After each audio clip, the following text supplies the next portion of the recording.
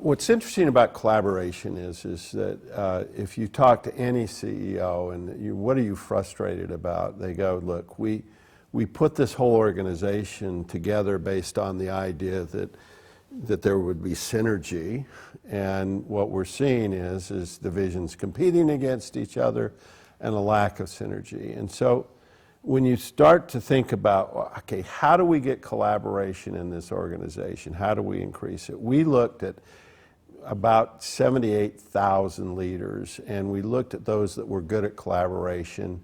We found that the top 4 issues were, number 1, building relationships. That just makes sense, doesn't it? You're not going to collaborate with somebody if you don't have a relationship with somebody. And so part of the problem, Michael Arena did this interesting kind of networking thing where he looked at a group of research scientists that were all clustered together in a group, and they looked at the productivity, and it was very low, and then they took that group and they shoved them out into the businesses, and the productivity and the success of innovation went up tenfold. Because they started to develop relationships with people, and then they sold their ideas. It was based on the relationships.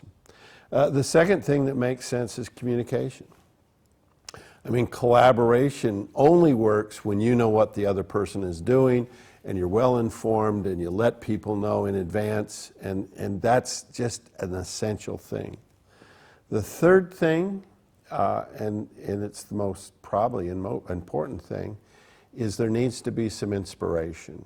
I mean, when people do it because they're supposed to do it, that's not the way to do it. People need to be inspired. They need to kind of see the vision. They need to kind of have that feeling and that connectivity between it and the big why. And the last thing is trust. If I don't trust you, I'm not going to collaborate. If I feel like you're going to take advantage of me, the collaboration is gone. So those are the 4 keys to collaboration. And I think if leaders know how to do those 4 things well, they can be very successful.